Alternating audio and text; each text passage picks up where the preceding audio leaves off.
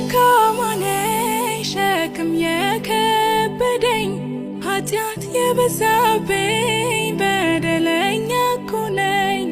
አይደለም ባንተ ፊት የማልመች ለሰው እኔን ለመምረጥ ምክንያቱ ምንድነው?